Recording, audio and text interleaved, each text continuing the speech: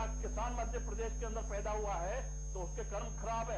हम जानते हैं कि मध्य प्रदेश का जो पहले उत्पादन होता था पूरे देश के अंदर निर्यात होता था, लेकिन आज हमारे मध्य प्रदेश का उत्पादन घटा है क्योंकि किसानों को जो सहूलियत बीज, खाद या बिजली जो सुविधाएं मिलना चाहिए आज वो किसानों को नहीं मिल रही है, इसलिए किसान आत्महत्या करने पर मजबूर हो रहा है।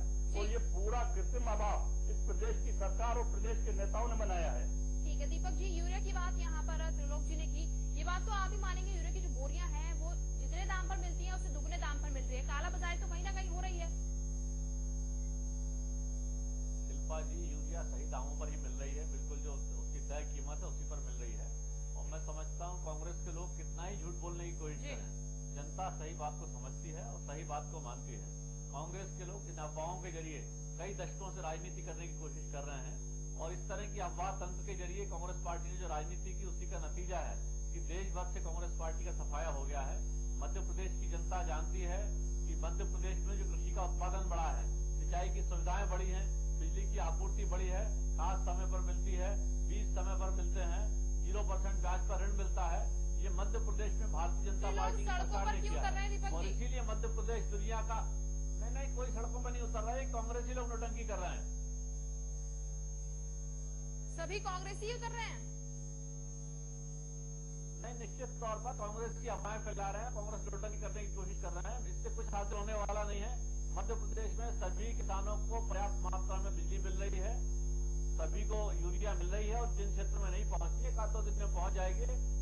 अब कांग्रेस के लोग इस बीच में अफरा तफरी मचाने की कोशिश करें तो ये कतई जनहित में नहीं है। कांग्रेस के मैं समझता हूँ देर सवेर कांग्रेसियों का असली चरित्र ये वाली जो अफवाहें हैं इसको भी जनता समझ लेगी और इसलिए हमारा निवेदन है कि इस तरह की अफवाहें ना फैलाएं किसानों के हित में, जनता के हित में। और मध्य प्रदेश हित में यह है कि मध्य प्रदेश सरकार जो जनहित के काम कर रही है उसमें सहयोग अगर कांग्रेस ही नहीं कर सकते हो तो कम से कम ऑब्स्ट्रक्शन करने की कोशिश ना करें, अफवाहें ना फैलाएं, जनता गुमराह ना करें। ठीक है, आपकी बात मान लेते अगर कांग्रेस बरगलार है तो ऐसे में क्या आपको लगता है कि जनता नहीं बरगलेगी? जो आपका सदस्यता अभियान चल रहा है उसको लेकर लोगों में कहीं ना कहीं नहीं वो भाजपा में क्यों जुड़े जब भाजपा हमें तौर पर मध्य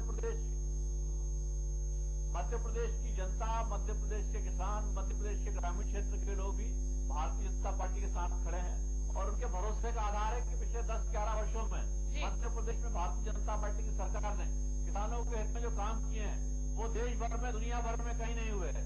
मध्य प्रदेश में पहली बार 0% ब्याज दर पर फसलों का जो ऋण किसानों को उपलब्ध कराया गया। मध्य प्रदेश में इतने बड़े पैमाने पर सिंचाई सुविधाओं का विकास हुआ है जितना देश भर में कहीं इतनी तेजी से नहीं हुआ। 2003 में केवल 7 लाख हेक्टेयर जमीन सिंचित थी, आज 28 लाख हेक्टेयर से ज्यादा जमीन सिंचित हो चुकी है। मध्य प्रदेश में समय से बीज मिलते हैं, समय से खाद मिलती है और कांग्रेस के जो कालेबाजारी करने वाले व्यापारी थे उन सबकी दुकानें बंद हो चुकी हैं। सब कुछ सहकारी सोसाइटियों से हो रहा है, सब कुछ बहुत अच्छे तरीके से हो रहा है और कांग्रेस चूंकि खत्म हो रही है तो इस बीच में जो जिस तरह जो अंतिम सांस लेता हुआ आदमी छटपटाता है तो वो झूठ बोलने की कोशिश कर रहे हैं, कांग्रेस के लोग अफवाह फैलाने की कोशिश कर रहे हैं। लेकिन नगरीय निकाय के नतीजों से कांग्रेस की आंखें खुल जाना चाहिए कि जो जनता की सेवा करेगा जनता का आशीर्वाद उसी को मिलेगा। और मध्य प्रदेश के किसान, मध्य प्रदेश की ग्रामीण जनता, मध्य प्रदेश की शहरी जनता, सारे मध्य प्रदेश के 7.5 करोड़ लोग भारतीय जनता पार्टी भरोसा रखते हैं और भारतीय जनता पार्टी के साथ खड़े हैं। जी, त्रिलोक दीवानी जी, जिस तरह से खाद और बिजली का मुद्दा बार बार उठ रहा है, दीपक जी कह रहे हैं कांग्रेस झूठ बोल रही है, झूठ ही सही, ठीक है, लेकिन आपको क्या लगता है ऐसे में जो सदस्यता अभियान भाजपा चला रही है ये पूरी स्थितियां देखकर लोग भाजपा से जुड़ने की कोशिश करेंगे?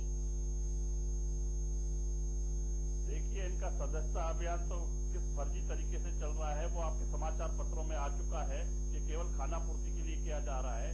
जहां तक मैं अपने साथी दीपक जी से पूछना चाहूंगा, हाल ही में 2 दिन पहले जब विधानसभा में हमारे माननीय विधायकों ने इनसे प्रश्न किया कि प्रदेश को कितना खाद का कोटा मिलना चाहिए और कितना मिला है, आप हमको बताइए क्यों नहीं खाद मध्य प्रदेश के किसानों को मिल रही है।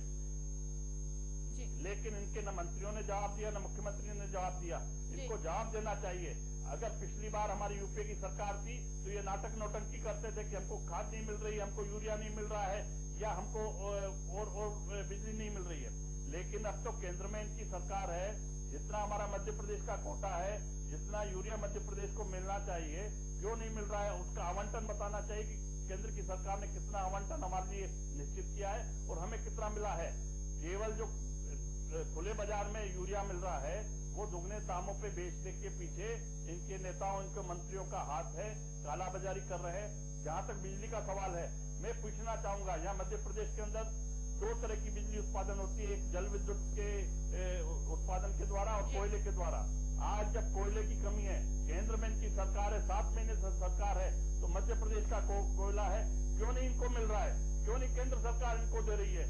जो बिजली की आपूर्ति है मध्य प्रदेश के कोटे की, इनको नहीं मिल रही है। अतिरिक्त भुगतान करके इनको बिजली खरीदना पड़ रही है केंद्र से। तो इस तरह की जो परिस्थितियां बनी है, ये केंद्र और मध्य प्रदेश में जो भारतीय जनता पार्टी की सरकार है, केवल इनकी नाकामियों के कारण ऐसी परिस्थितियां बनी है। आज पूरा प्रदेश बिजली के संकट से जूझ रहा है। मैं माननीय दीपक जी से पूछना चाहूंगा, आप एक भी नाम बताएं कि 11 साल के अंदर इन्होंने एक भी बिजली उत्पादन का केंद्र निर्मित किया हो। केवल जो पुराने केंद्र हैं, जिसको भी कोयला और पानी चाहिए, दोनों जब तक उनको नहीं मिलेंगे, वो अपना पूरी ताकत के साथ उत्पादन नहीं कर सकते हैं, जो कि शायद मध्य प्रदेश का भला हो सकता हो। तो ये अटल विद्युत योजना की कहाँ गई?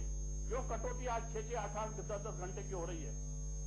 मध्य प्रदेश का किसान परेशान है, उसको खाद, बिजली, यूरिया नहीं मिल रहा है, बीज नहीं मिलता है, बिजली नहीं मिलती है, जिससे कि वो अपनी खेती किसानी कर सके। ठीक है, दीपक जी से जान लेते हैं। बदहाली के दौर में आज मध्य प्रदेश का किसान है। ठीक, दीपक जी। देखिए, कांग्रेस के लोग एक बार झूठ बोले, 2 बार बोले, 5 बार बोले, 1000 बार बोले, मैं नहीं समझता कि जनता इनकी बातों से कोई प्रभावित होने वाली है। मध्य प्रदेश की जनता को पर्याप्त मात्रा में हर एक को यूरिया मिलेगा। मध्य प्रदेश के हर एक नागरिक को पर्याप्त बिजली मिल रही है। कृषि के लिए भी किसानों को प्रतिदिन 10 घंटे से ज्यादा बिजली की आपूर्ति हो रही है और कहीं कोई संकट जैसी स्थिति नहीं है। लेकिन कांग्रेस के लोग केवल अफरा तफरी मचाने के लिए, माहौल खराब करने के लिए, और ये लोग 12 चुनाव तो हार चुके हैं, 3 लोकसभा के, 3 विधानसभा के, 3 नगरीय निकायों के, 3 ग्रामीण संवाददाता ने खुद किसान से बात की है, वहाँ पर किसान ने खुद कबूला है कि बिजली नहीं मिल रही है, बिजली कम मिल रही है, खाद की कमी है।